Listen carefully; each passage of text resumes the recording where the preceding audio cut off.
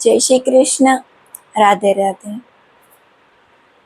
તો એક રાજા હતા, એમનું નામ હતું ઉત્તાનપાદ.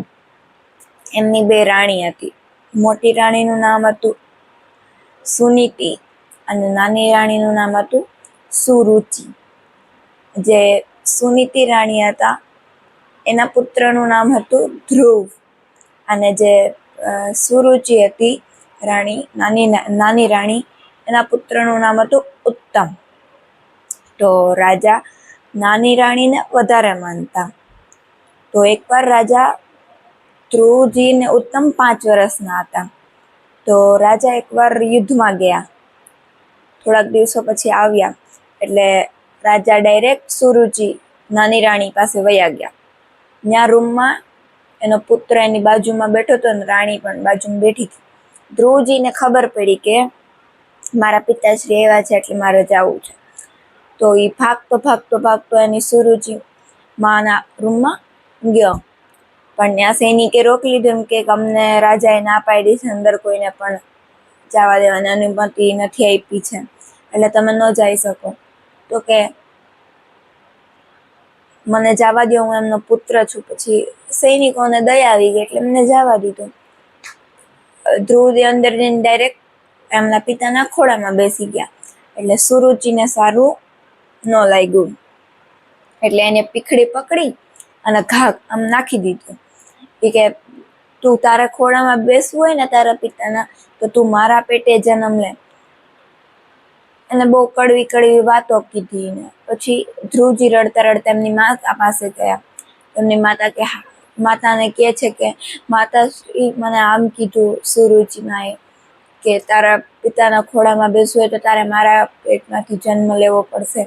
તો કે સાચી વાત છે, તારા પિતાના ખોળામાં બેસવો કરતા તું પરમાત્માના ખોળામાં બેસ, નારાયણના ખોળામાં બેસ. આ સામાન્ય મનુષ્યના ખોળામાં બેસીને શું છે? તો ધ્રુવજી કહે છે કે ઈ કોણ છે નારાયણ? કે આપણા બધાના ભગવાન છે. તો કે મારે એના જ ખોળામાં બેસવું છે. તો ધ્રુવજી ને કહે છે એની માં કે હજી તું એના માટે બહુ નાનો છે, જ્યારે મોટો થઈ જા ત્યારે તપસ્યા કરીને ભગવાનને પ્રસન્ન કરજે. હવે ધ્રુવજી ને એની માતા સૂતા, પણ ધ્રુવજીને નિંદર ના આવી. ઈ જાગતા રહ્યા, વિચારતા રહ્યા. તો રાત્રે ઉઠીને જંગલમાં વયા ગયા. મારે ભગવાનના ખોળામાં બેસવું જ છે.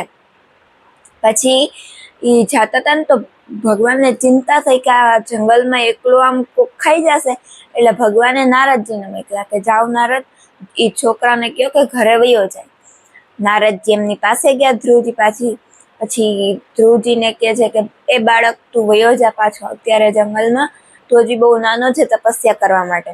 તો ધ્રુવજી કહે છે કે તમે કોણ છો? તો નારદજી કે હું નારદ છું.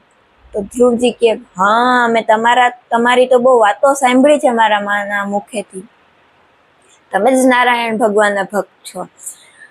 તો કે હા. પછી નારદ મુનિ કહે છે તું વયો જા, પણ ધ્રુવજી કે ના, મારે નથી જવું, મારે ભગવાનના ખોળામાં જ બેઠવું છે. પછી નારદ મુનિ કહે કે કાંઈ વાંધો નથી, તપસ્યા કર. ધ્રુવજી તપસ્યા કરે છે.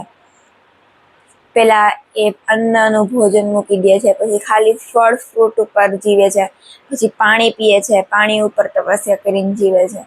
પછી નારદ મુનિ કે હવે તું શ્વાસ બંધ કરીને તપસ્યા કર. ધ્રુવજી જેમ શ્વાસ બંધ કર્યો ને એમ ભગવાન પ્રકટ થઈ ગયા, ભગવાન આવી ગયા. પછી ભગવાન આવ્યા ને એટલે કે ધ્રુવ.